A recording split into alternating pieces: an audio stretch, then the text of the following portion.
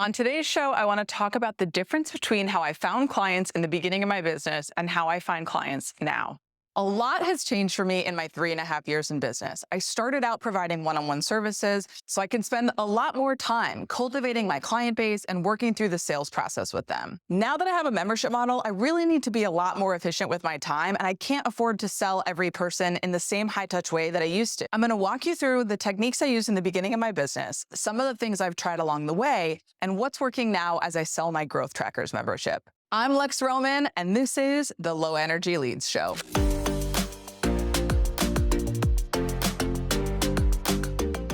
Let me set the stage for you here. When I launched in 2019, my focus was on something called growth design, which I had popularized in Silicon Valley. I had done growth design in-house and at agencies. My last full-time job was at the Black Tux, and I booked a client working in a really similar capacity for a different company. But instead of going full-time there, I went on contract.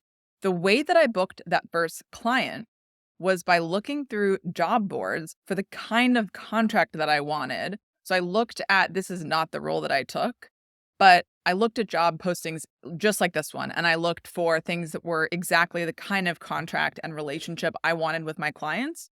And then I reached out through LinkedIn to someone I knew at that company, and I asked for an introduction to the hiring manager, and thus began the process of booking a contract with them. That made it really easy for me to start my company because I had the confidence that I would have enough revenue coming in to both quit my full-time job, but also start a corporation and begin thinking of this more like a business and less like maybe a contract I would do in between jobs. I had freelanced for years before this. In fact, I started my career in the film industry. So I was used to freelancing and I was used to networking and having to constantly find the next job. But in tech, it's really common to just take a contract in between full-time jobs and then go back to a full-time gig. But in 2019, I decided I didn't really want to do that anymore. I wanted to be full-time working for myself.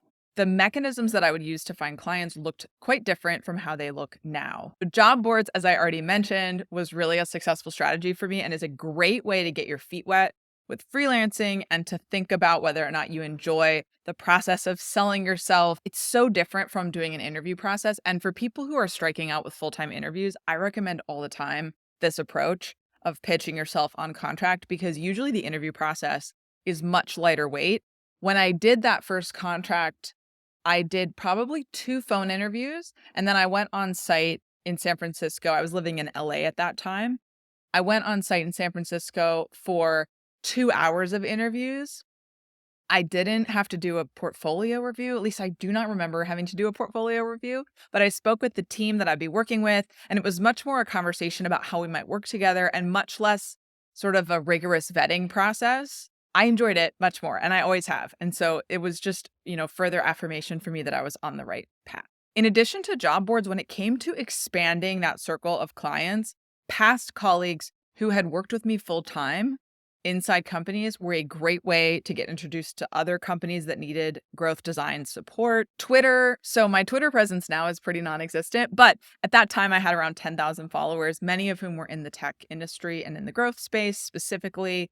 So Twitter was a great way for me to connect with people, particularly when I launched my course and my membership in the growth design space in 2020. Conference talks have been a great channel for me and were a great channel in the tech space. I gave a lot of talks on the topic of growth design and on the topic of UX and data, particularly how to leverage data in your business.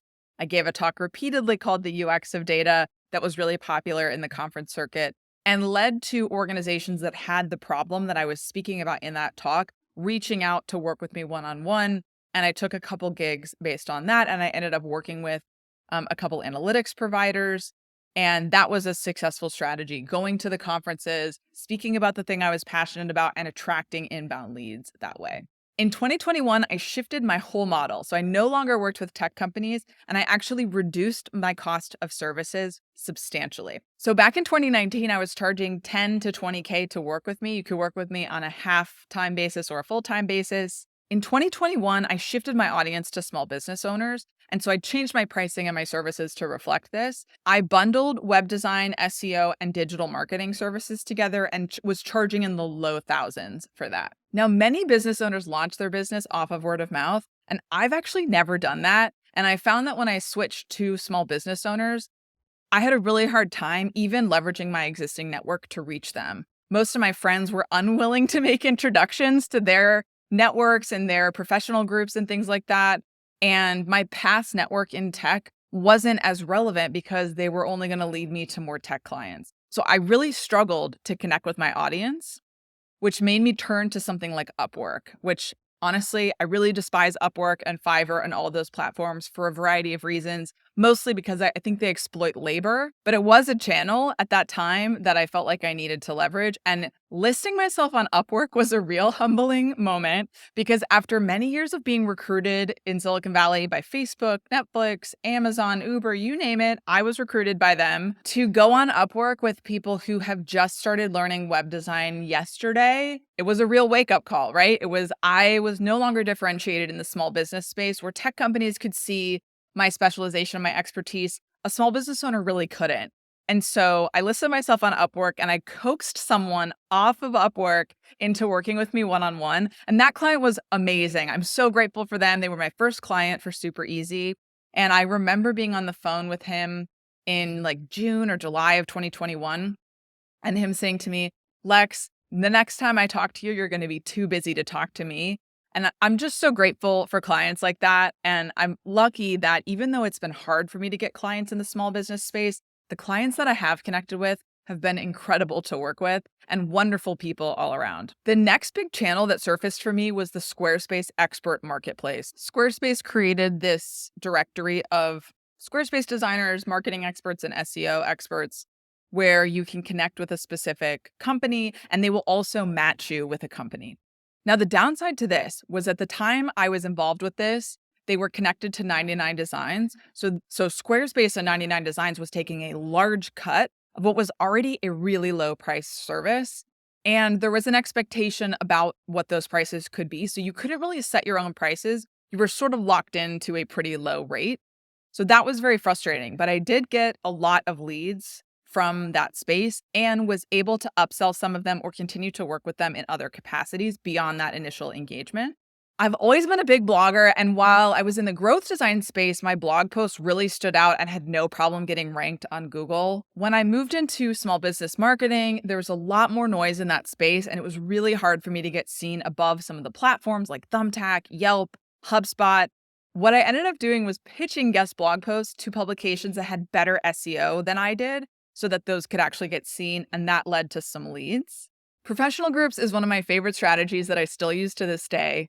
And one of the first groups I reached out to in 2021 was HECA, which is the Higher Education Consultants Association. My mom was an independent college counselor, which is how I knew about this organization and I knew about this industry as a whole. And they actually have a business partner program that already exists. So you pay a small fee and you're able to send a dedicated offer to their entire mailing list of members.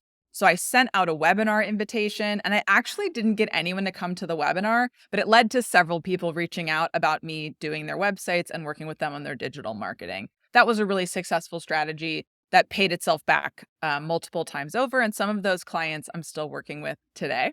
And then later on in the journey of Super Easy, I would say towards the end of 2021, beginning of 2022, I started seeing friends and longtime contacts. So I make a distinction here between past colleagues, which are work related, and people who are really more in my social network.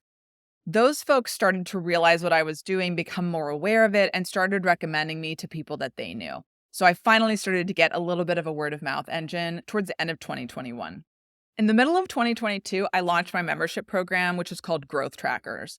Since then, I've really been trying to shift away from one-on-one services, and I want to work with people more inside Growth Trackers. And that's really shaped how I get leads and how I spend my time marketing my business. I've invested in my affiliate program, which is called Friends of Super Easy, and that is now my biggest channel for finding members of Growth Trackers and even one-on-one clients. Clients become friends of Super Easy, but I also split them out in terms of how I track referrals from clients. So existing clients or members referring work my way has become a bigger channel. Obviously, in the beginning of my business, I didn't have clients to refer other clients to me, but now I do. And so that's becoming more of a prominent channel for me. LinkedIn has sadly become an important channel for me in two ways. One, it's helped me stay in touch with my past network and made them more aware of what I'm doing. And so I've gotten more inquiries there as time has gone on, as I've shared more about my work.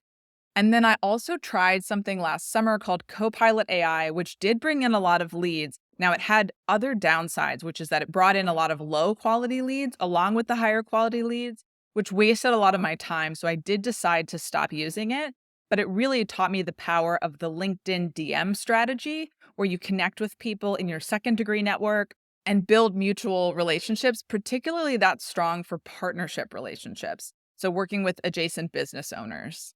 Local event networking has joyfully become a big channel for me. I help run a meetup here called the Atlanta Solopreneurs Club, and I also participate in a lot of local event networking through groups like Atlanta's Rising Women and Toast and Jam up in Beaufort, Georgia. That's been tremendous. I looked at my leads earlier this year, and several of them were coming from these events. So that makes me happy because I really enjoy participating in those. I enjoy organizing those.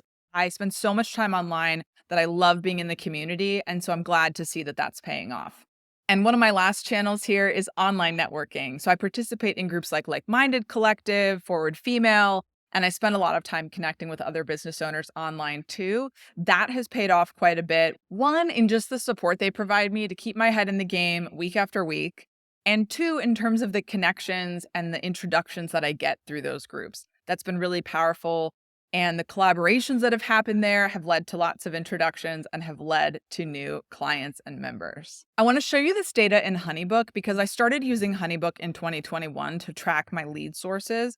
And that's how I was able to put together this list for you. Because if you had asked me about this, I probably would have given you wrong information, which is why I've gotten so passionate about tracking your leads. Back in 2019, I was using something called Harvest, and I wasn't tracking leads as closely because I was doing more low volume, high ticket business. Now I'm doing more high volume, low ticket business.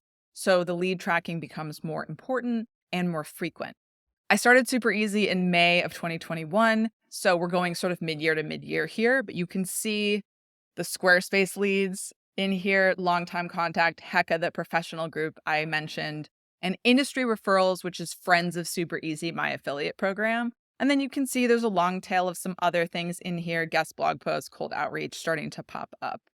When it comes to 2022 into 2023, you can see industry referrals has taken the lead, followed by Copilot and LinkedIn, as I mentioned. Squarespace is only still here because of repeat clients. And then we have friends, longtime contacts, local networking, client referrals, etc. So I'm excited to see more of the relationship side coming forward. And as I always coach my clients on, I like to break down word of mouth in more depth, right? So industry referral, longtime contacts, local event networking, client referrals, for me, those are all different categories and they're all different ways that I maintain relationships. I would love to hear how you're tracking your leads, how you think about lead sources, what feels like an easy channel and what feels like a lot more work. Get in touch with me at lowenergyleads.com and connect with me on Instagram at supereasydoesit. If you're interested in finding your buyers or getting better at tracking your leads, I host free and low-cost trainings every month. You can find those on my website at supereasydigital.com/events.